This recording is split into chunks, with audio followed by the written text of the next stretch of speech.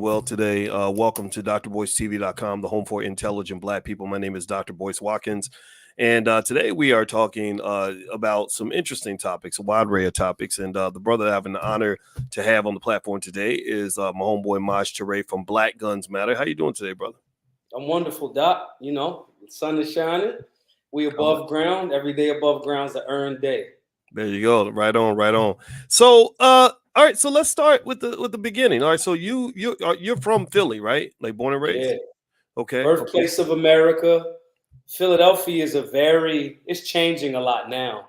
But Philadelphia is there's an interesting juxtaposition with Philadelphia because there's so many. Philadelphia is like a city of the firsts, right? Like America was created in Philadelphia. Mother's Day as a celebration was created in Philadelphia. The Marines were started in Philadelphia. So it's a city of first, but it's also a proving ground. It fights between fifth and sixth largest city in America, usually between like us and Phoenix. But it's an interesting town because there's so much history. There was so much freedom juxtaposed in Philadelphia. Like a lot of people that was escaping from down south would come up to Philly and they would go to New York. The story of William Penn and how he acquired Philadelphia, why he named it that. There's so much interesting history here, but there's also a juxtaposition of it's a big city, but it's also kind of poor in some areas, right? Educationally, artistically, it's top tier. The arts and like foodies, like people that are foodies. These things are great in Philadelphia, but this leaves a lot to be desired as it relates to our people having an understanding of that history and how it impacts them. Philadelphia, a lot of Fortune 500 companies or wound up being Fortune 500 companies have HQs here in Philadelphia. It's a very interesting place. Blue collar with all of this American history as well as all of this art and entertainment. And so it's a mixture between what some might want to call like more high class or, the bougie stuff and the blue collar workers. I've yet to see something be so, it's like diametrically opposed, but it fits very well. Well, it's funny. I guess when I think about Philly, which I love, man, I love that city because I have so many people there it's like a second home. Like I feel like I have family there. I see a city that is complex, right? It's in some ways it's a twin of Chicago with the rising violence and everything. I think it's even worse in Chicago in certain ways, in the sense that it seems like in Chicago, there's certain places where you're probably going to get shot, but you can't get shot really anywhere per se. Yeah. Philly seems like you can get shot anywhere. Like they just it's just kind of everywhere. And then also, it always came off as like an unfriendly city for me, like growing up as a Cowboys fan. And I would see Michael Irvin, I think he almost broke his neck in Philly and people were cheering. I said, damn, they must have a bunch of assholes in that city. But then I go there and I get a chance to meet great people like Michelle and Anthony Martin and a lot of other people there in Philly that I know, like yourself as well, that are just really cool people. And it's a city that has many, many pulses and a lot of good energy, bad energy, just like a lot of the major cities, man. So let me ask you this: so you have an interest in guns. You know how to use them. You instruct people on how to use them. You founded Black Guns Matter, which I consider to be one of the more important organizations in our country. First off, how did that happen? How did you get into guns like that? Well, I've always had firearms. Like we've always had guns.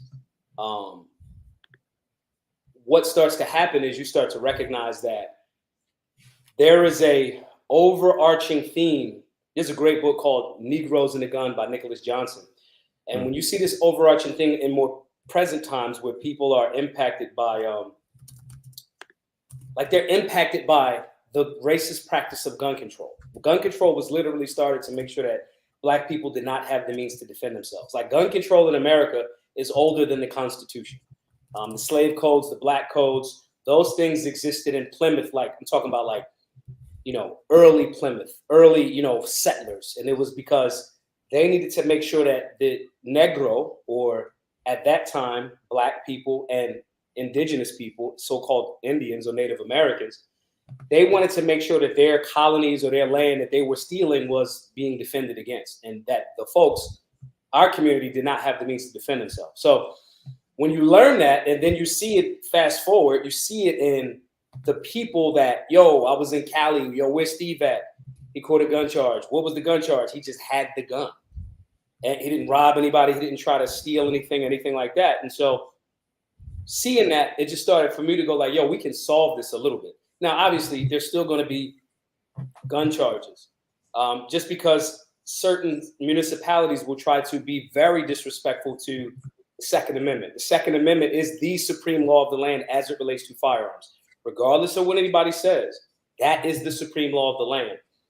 And the gun control, ironically, that is a lot of times pushed by white liberals. The gun control is the stuff that is actually the racist shit. You know how like they'll switch it. They'll say like, yo, all of the racist rednecks that want guns don't want the black people to have guns. That's the furthest thing from the truth. And I'll be around them. Texas, Mississippi, Alabama, insert Wyoming, Utah. The militias, they like, thank God. We was trying to tell y'all the government's trash and you guys were at the center of the scope for a very long time.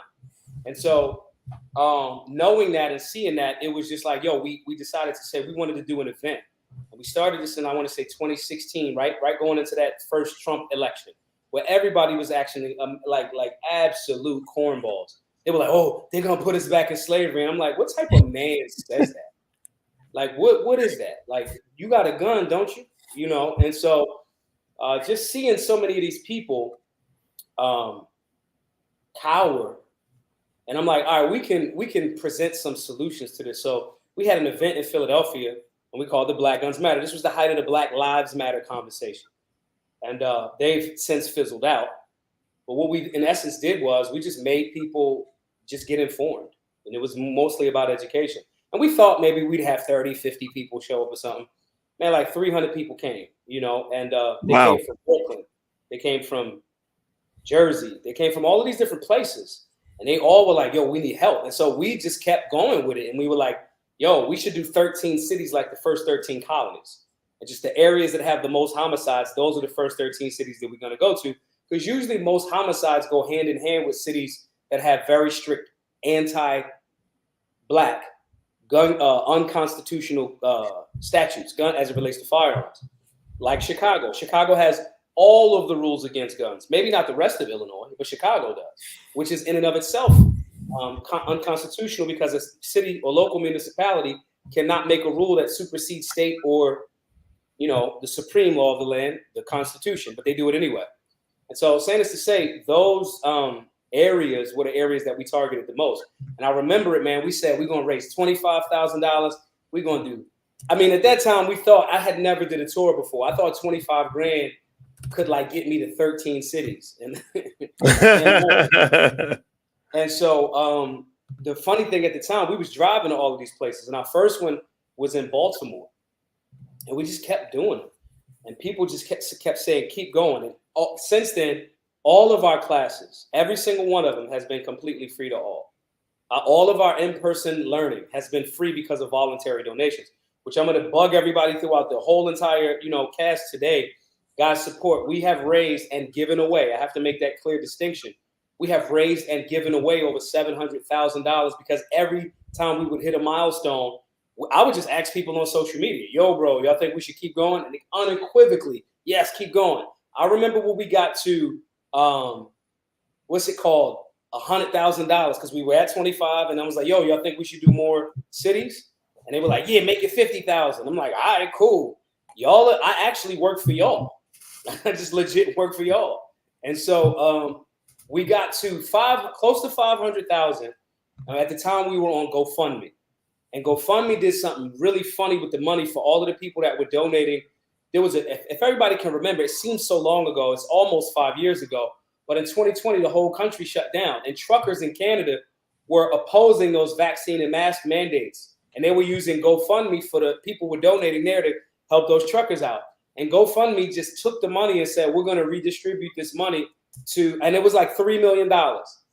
And they said, we're going to redistribute the money to whatever organizations that we find are friendly. and everybody got off of GoFundMe. And they wound up refunding everybody their money, so they didn't do the redistribution. They didn't do the socialism thing. But I just knew we could not be on GoFundMe anymore. So we stopped. We got off of GoFundMe when we were making traction. And then everybody was like, yo, you're so close to 500,000. Just make it 1 million. And I was like, yo, are y'all sure? And everybody, I'm talking about email, polling, asking people, Twitter, all of this other stuff. And everybody was like, yeah, just keep going. Because we needed to buy a building. So we're housed in a location now in Philadelphia, but we need to buy the building. And so that's what this last 200 grand will go towards, again, as well as keeping the classes free to all. We're very transparent. Every donor that we get, whether it's for $5, $10, it's all public. And it's ironically, it's people paying it forward. It's people going, we like this idea. I don't know when you may be coming to my city, but there are Americans that are like, yo, we need this. And so they just pay it forward. Now we're doing this thing where every donor, because we're trying to do big chunks, like $100 at a time. And we've expanded into obviously our website, but civics classes, basic firearms classes online, understanding imminent threat classes. And so everybody that donates $100 or more, they get access to all of those classes for free. They get a t-shirt, they get access to our Solutionary 9 daily activity list. They get access to the Black Guns Matter television show, episode 1, just a bunch of things, because we don't want to just we sell merch, no doubt, but it's a double bubble when you could pay it forward for somebody else and get a bunch of information, as opposed to just buying it for the information. You get the information, that's cool. But if you donate and I just email you the list of all of the things that I just named, you're paying it forward for somebody else to learn, helping us with our fundraising goal, and you get a bunch of that, information. So we just kept going when everybody, I would just ask. I mean, social media is very powerful. That's why they keep trying to control it and censor it. That's why, with Elon buying Twitter, and so many people were upset because they wanted the state apparatuses to be able to operate and censor people, as we saw in the Twitter files, as we saw in the Facebook files. These platforms are very powerful. That's why you could buy them for like $40 billion.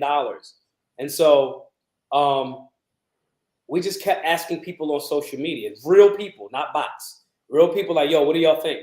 And they were like, yo, go to $1 million. And we've raised and given away in that time a little over $700,000, and or 800 at this point, because I said, we got 2 left. But it's been an amazing ride. It's just been going to Chicago. I remember one time we went to O Block. I took my RV. I was in O Block just handing out and teaching, what do you call them? Conflict resolution kits. Yo, this is how you resolve conflict. No cameras, no nothing. And that particular weekend, I want to say it might have been historically Memorial Day. It's very bloody in Chicago. And that weekend, there were no murders that weekend. And we had like 1,000. And we were just telling people about conflict resolution. Same thing in Philadelphia. The first year before we started the tour, all we did was firearms classes and conflict resolution. And in that year, the violent crime in Philadelphia dropped to the lowest it had been since like 1969. Wow. And so when you inform the people, when you educate them, when you tell them, hey, you have a firearm to defend life. The gun is not the evil thing. There's a gun right there. There's 4 guns right there. There's 2 rifles in that section of the spot. It's not the tool, it's the person. And when we redirect the person's mentality into things that are very, very productive, I can see when I wasn't in Philadelphia, because we started touring more. When we were there more, the violent crime went down. When we left to tour in other areas, gun ownership in those areas went up, and violent crime in Philly went up because we weren't there as much. This needs to be a consistent thing. It's like working out. It's like, you got to do it. Like, it's just what you do now. And so it's all been completely because of 1,000% the people. And there's been some great, let me be clear, there's been some great companies, Brownells. And this is the part where I'm like, the Second Amendment is the area. If you want to look, if you into that, like, I just do the work. But if you want to see some white folks that are just like, we do not rock with this government, some Spanish folks, some Asian folks, if you want to see them telling you some stuff about the government is corrupt, what Black people have been saying for a bajillion years, get in the Second Amendment community. They set up militias. They Man, Pete Brownell, the first time I met him, at the time he was the president of the NRA. Pete Brownell just gave us $5,000, just gave it to us, and was like, yo, we love what you're doing. I don't know if the NRA can get in right now. I don't know, because, it's a board. He's like, but I'm giving you $5. Pete Brownell helped us get the RV. Organizations like the National Shooting Sports Foundation. This next 5 cities is because they gave us $25,000. And that's just companies. But I'm saying, because it's never going to outwork the people, because the vast majority of our donations have been people just going like, all right, bro, I got 50, I got 5, I got 10. Yeah. Let me hop in on that. I wanted to drill in on, and so I want everybody to know, by the way, I'm speaking to Maj Toure from Black Guns Matter. If you want to support what he's doing, the URL's right there on the screen, givesendgo.com/solutionary. So anybody that wants to be a part of it or connect or make a donation, the information is right there on the screen. I want to jump into that politics side of it, where who told us, because you're right. I caught what you were saying, that a lot of times you'll hear Democrats who believe in gun control telling black people, don't talk to the Republicans because they're racist. The reason they want to have guns is because they want to kill y'all. And then you, as a black person, you do your own research and you go over and you talk to a lot of people on the right, and you find a lot of them are like, look, we're not trying to kill nobody. We think that they're the ones who dislike you the most. In fact, we're not even thinking about you like that. We're thinking about these other issues. And if you agree with us, then you're welcome as well. What has been your experience? Because there's so many black people who are afraid to talk to people on the right because they're told that there's nothing but racism over there. And that's just weird and offensive and strange. And it's a type of slavery where they're like, don't even talk to them. That happened a lot during when you had the stuff going on in 2020, the Black Lives Matter stuff. I remember a black man was talking to a black police officer, and the white liberal lady came up and said, you shouldn't be talking to him. It was something crazy like that. And he was like, who the hell are you to tell me which black people I can talk to? So tell me about that experience and what some of the misconceptions are about how, the right is completely racist when it comes to guns and all that. I can give historical examples, and I'll give you my anecdotal experience, right? When we bought the RV, I had never driven an RV before. It's a 37-foot Class A, which means it's like its own thing, right? And we drove it, and we were going to, we went down all the way to Georgia. And I wound up driving it. I wound up being in an RV for about 2 months. And we were going into an event in Milwaukee, Wisconsin. It was a CPAC event. And I had never in my life been to a campground, none of that. And so we pull into the campground because I didn't know how to put water in the joint. I didn't know anything. I just bought it. And I bought it because I kept getting kicked off of planes for not wearing a mask. And they'll do this weird thing where you think you got off, you get off the plane, you don't cause a ruckus, but you get off the plane, they ping your name based on your seat. And then when I want to go buy another ticket, they'll let me buy the ticket and I'll get to the airline. And they like, no, sir, you can't fly for however many. So that kept happening to me. That happened to me on Delta and maybe America. I can't remember. But anyway, so we get the RV. We drive in the RV. We're going to that place. And I got to go into this place where I'm like, I need to fill up on water. And they, some of the people are like, you got to find somewhere because we're going into our cold season. And a lot of the campground sites turn so the pipes won't freeze. They turn the water off so you got to already have your water. Anyway, we pull up and these two guys are like, ask the camp manager. He's down there. And I see him. He looks like the stereotype. Every movie, this is the white guy that's going to be the racist. He looks like that dude. And I'm like, here I come pulling up in the $200,000 RV. He probably hating. He looks like, and I tell him, I said, hey, listen, man. He said, well, listen, our water's closed for the season. I said, damn, somebody was telling me. He's like, but you know what? Pull up over there and I'm going to get you straight. And I said, all right. And it was his house, his it's a campground, but they have like small houses or whatever too. You can pull your RV next to them or whatever. And he does that, and he starts giving me his water. Water is life. Wow. He just starts giving me all of the water, and I'm like, yo, that's the tank is 75 gallons, but 50's cool. We're gonna be very sparse. And he's like, nah, let me fill you up. He was like, this is your first RV, isn't it? I said, it absolutely is. He was like, man, you went with a good one. You went with a Class A for a first timer. He was like, you're about to learn a lot. This dude showed me how to change the water, drop the tank. I did not know how to do anything. Now, let me be very clear. This is not this don't make up for slavery. This don't end poverty, right? Like, let me be very clear, because I don't want nobody to get me fucked up and thinking like it's going to be like this the tap dance-a-thon, because that's not what it is.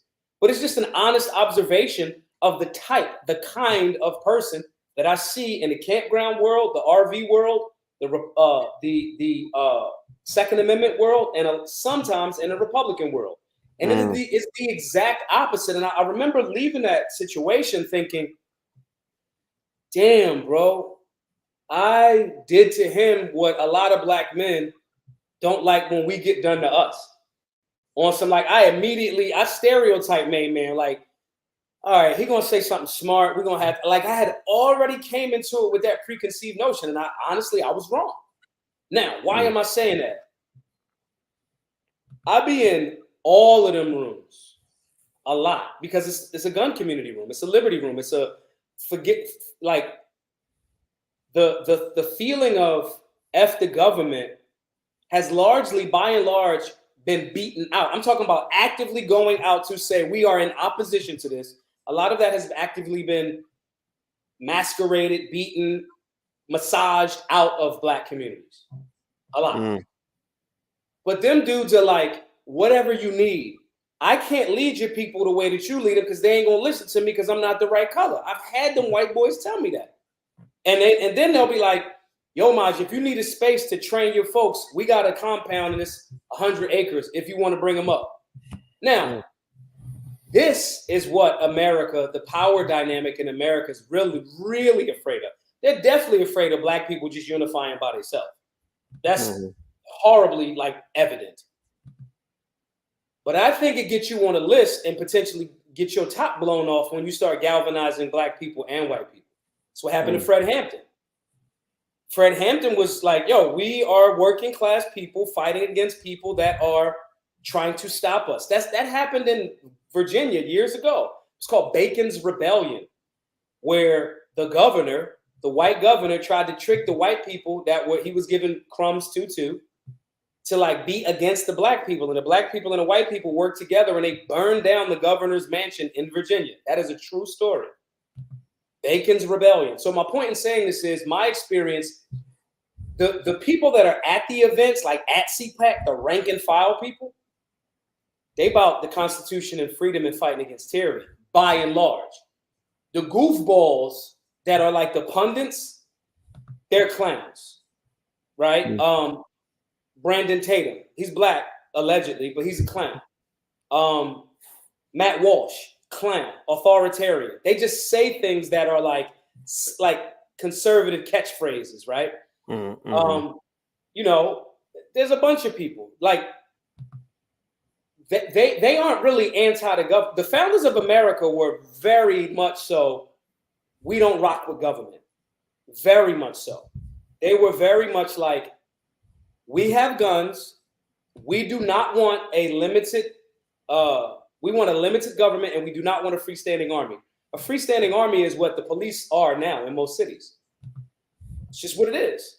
Like, I think the New York Police Department has 6,000 armed police officers, and I might be lowballing that number. That is a standing army, that by definition, a standing army. And so what I've experienced is them rank and file dudes that got their ways with them.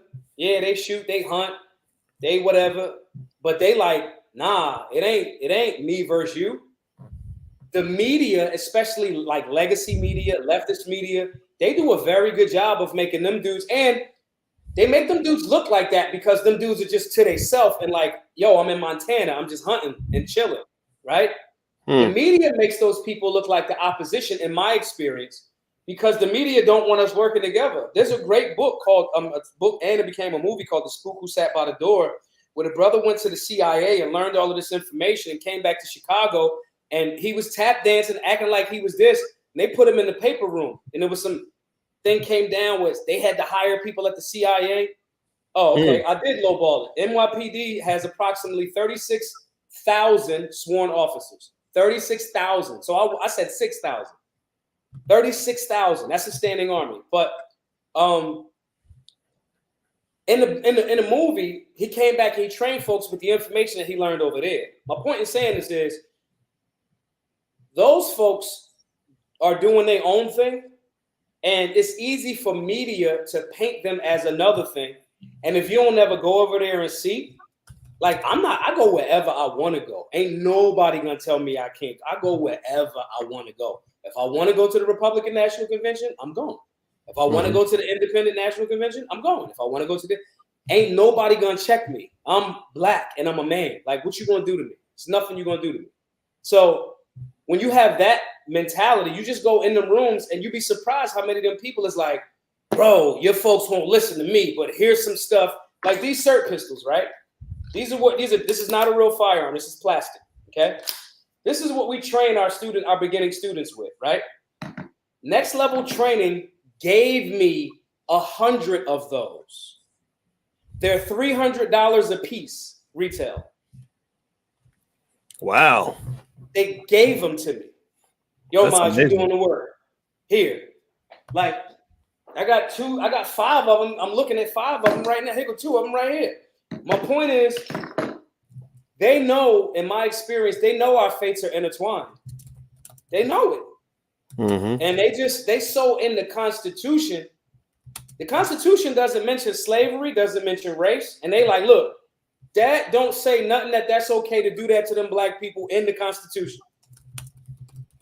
But the media is just very good. And again, I'm not saying like, oh, go be a Republican tomorrow, or there's no racism over there. That's like, come on, like I'm not stupid. However, what they being portrayed as, they doing the unseen hand.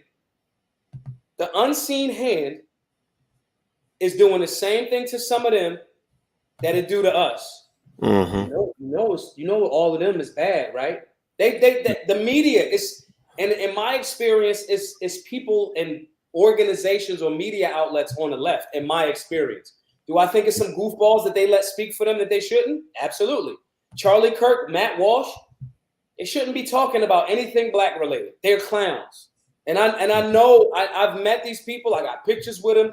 Matt Walsh made a whole video about how I'm wrong and shit. Like, I'm not tripping about that. These people, how you should judge them is based on, do they support organizations doing the work in the community, or are they doing work in the communities that they're critiquing? If I'm going to accept the critique, I know Angela Stanton King. Angela Stanton King has a whole entire facility for women that are pregnant and don't want to get an abortion, but it might be looking like they're getting an abortion. She houses those folks. Trump gave her a presidential pardon. She had Fed charges.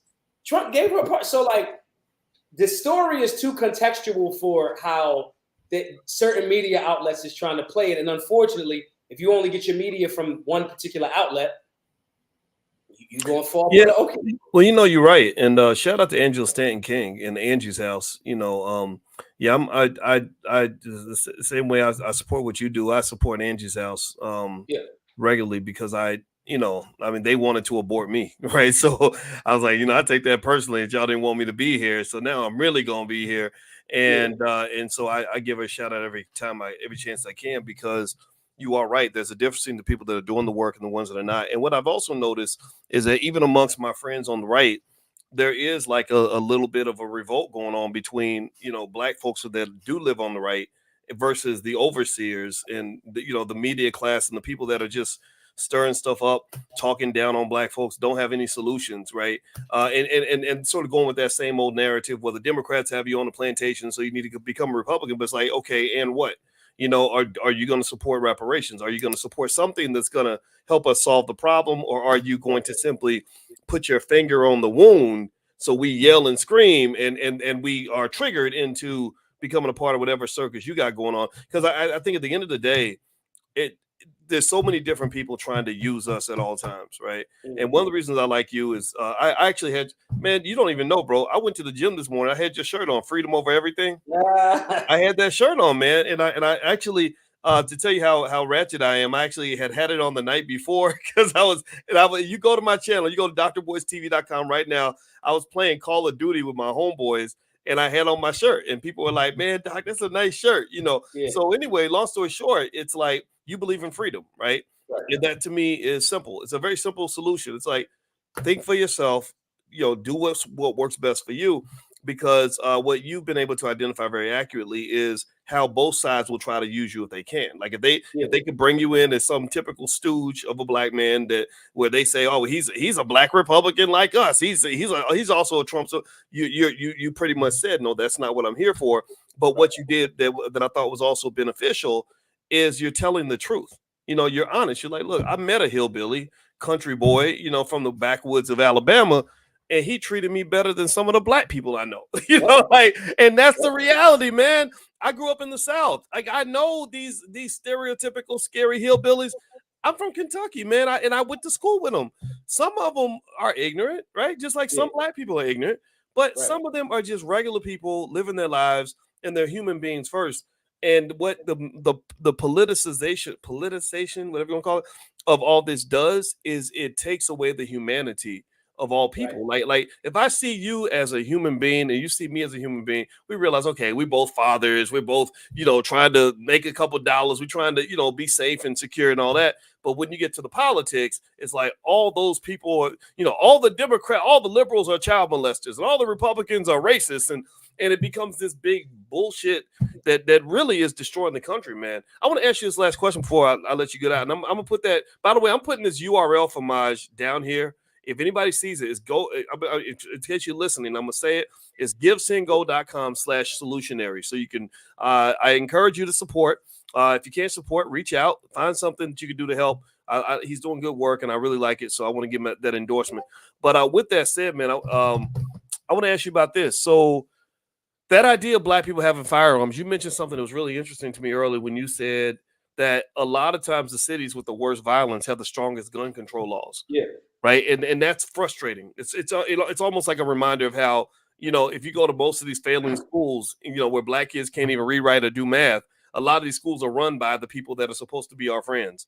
How the fuck are you my friend if my kid can't read and coming out of your school? Right. How are you my friend when the people in the black neighborhoods of Chicago are getting shot up at and the people in the white neighborhoods somehow miraculously end up safe and you won't put any resources to solve the problem? Tell me more about that in terms of how you feel that your perspective on guns could benefit those who live in those dangerous cities where they're afraid for their lives. I got a book right there. Let me grab it. This book is written by Dr. John Locke.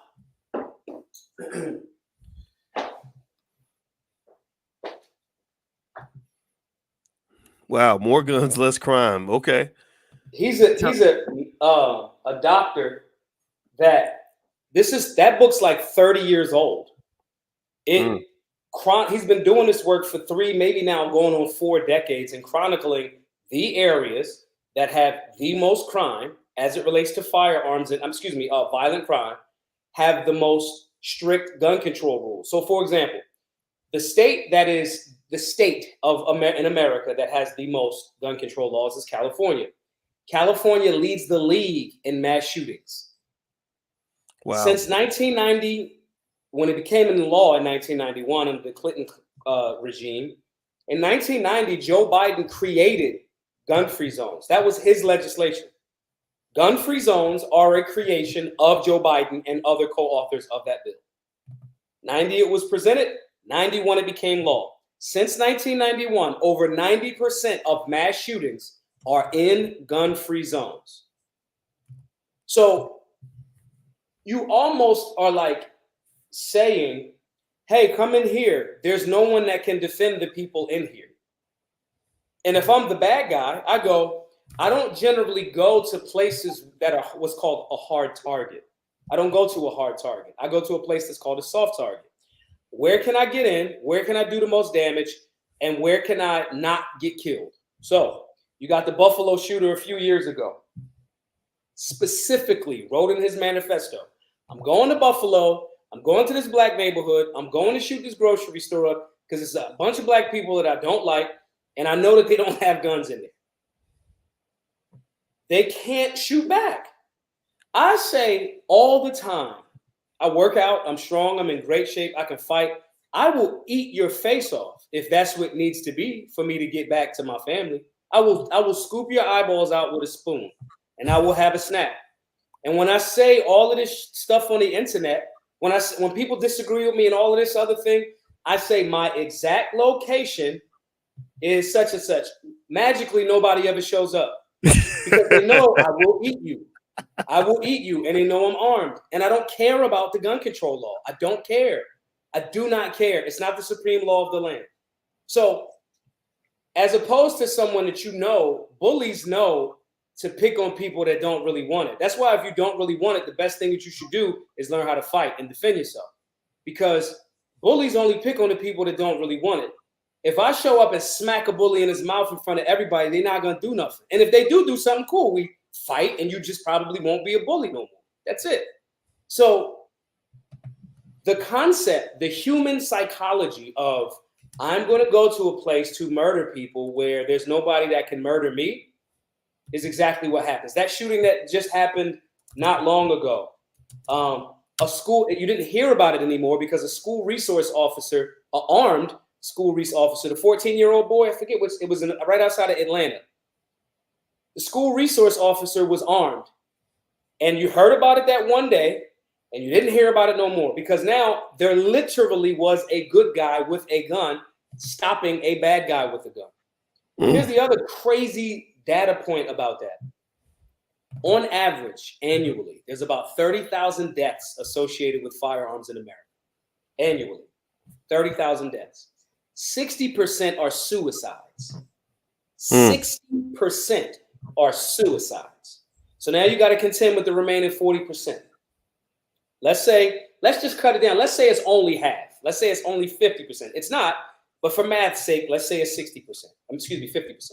That's 15,000 deaths annually. First, there's over 300 million firearms in America. There's over 300 million firearms in America. Well over. 15,000, and we're not even going to go into the statistics of it might be the good guy shooting the bad guy with the gun, because they count those all as the same. But we're going to keep that whole 15,000 in the same perspective. Annually, on the lowest years, it's in his book. It's in his newer books too. Annually, on a light year, there are at least 300,000 defensive gun usages, which means 300,000 times a year, somebody presents a firearm, most of them non-lethal. 300,000 times a year, somebody produces a firearm and stops crime, minimum. Some years it has been up to 5 million.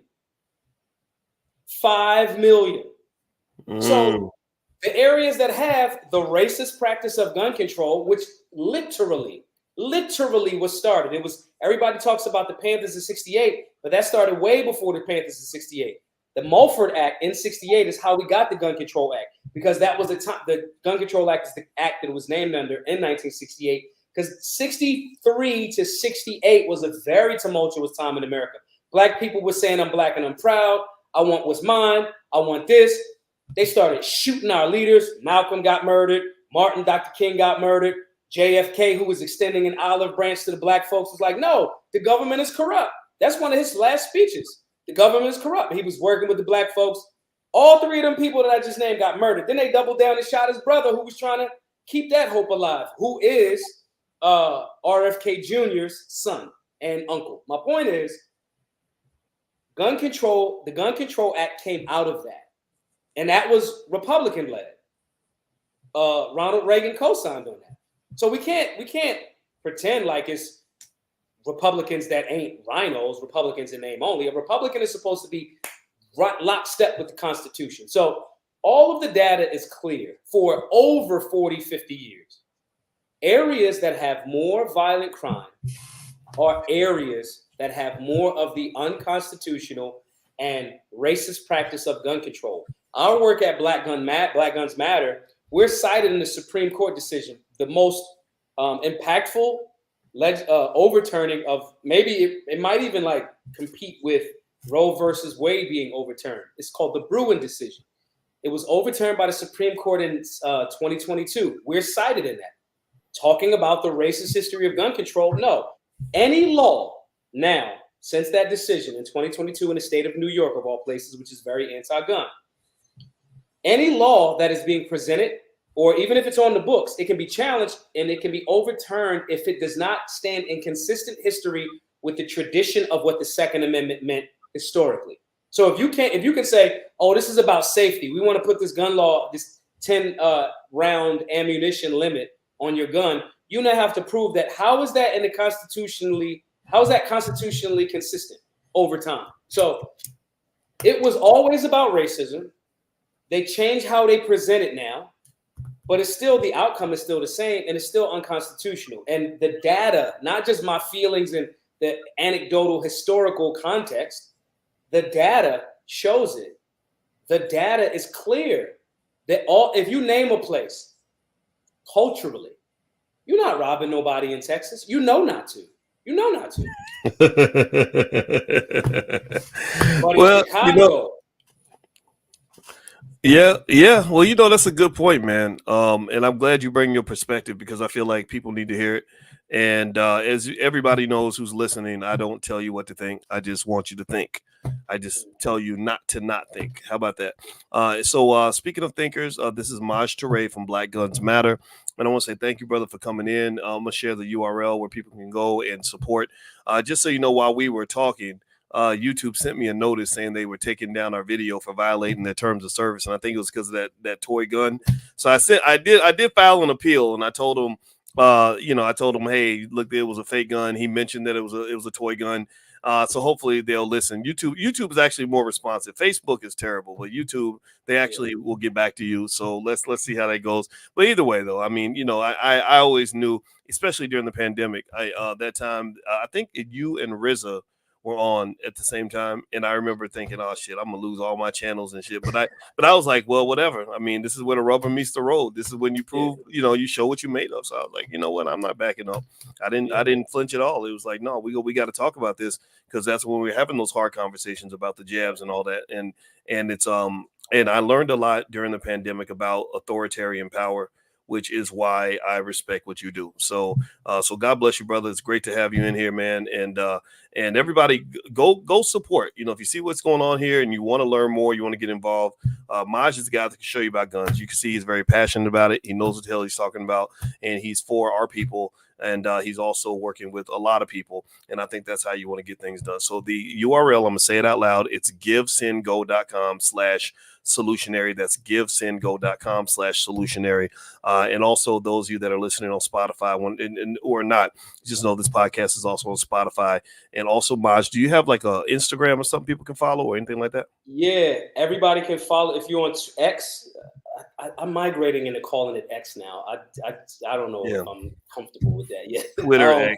Twitter, Maj Toure 999, MAJTOURE, and the number 9 3 times. Maj Toure 999. That's on Twitter or X. On Instagram, it's just Big Daddy Toure, BIGDADDYTOURE. And if you guys want to email me, if you want to DM me, it's just my name, MajToure@gmail. And donate, guys. We need all of the help. If we can get, first of all, it's very difficult to fundraise while doing the classes. So if guys can donate, man, please, guys, if you can swing it, donate at the $99 or $100 level. Get access to all of the classes, because in that way, again, you're paying it forward for somebody else, and you're getting some value for it. But if you can't swing the $100, that's cool. Just donate at whatever level you can. And if you can also, if you know a small business or a person or an organization doing some good community work in your neck of the woods, when you donate, there's a donor comment section. Give those people a shout out, man. Give them a shout out, so it almost becomes a Rolodex of businesses. As people scroll, they can see interesting businesses and their website and stuff like that. So follow me on all of those places, guys. Donate at whatever level you can. And if you're just going through something, and because like we said, 60% of those deaths are suicides. If you're going something, man, just email me. Send me your phone number. I'll talk to you. I'd rather hear through what you're going through with your crazy baby mom or whatever you got going on. I'd rather listen to that than read your obituary. So we need more warriors. Email me. I'm super not Hollywood. And yeah, I hope that everyone got something from the class. And make sure you are supporting the Black Business School. Make sure you're supporting Dr. Boyce Watkins. Make sure you want to learn about stock. What is it? Buymyfirststock.com or something like that, Doctor? Well, it was firstsharestock.com. Okay. But people can just follow me, Dr. Boyce Money. I'll put a bunch of stuff up there too. So Thank you, brother. I appreciate that, man. It was great to see you, man. And thank you everybody for listening. And I would say I apologize to the people that were watching. I had one channel. I was broadcasting on 2 channels. So one of them kept going. The other in my Twitter kept going. But the other one it just said this video was removed for violation. So I sent the appeal. I'll let you know how it works out, brother. But either way, man, it was great to see you, man. And you take good care of yourself. And God bless everybody. Y'all have a good day now. All right. Thanks, Doc. Peace out. All right, man. Great job.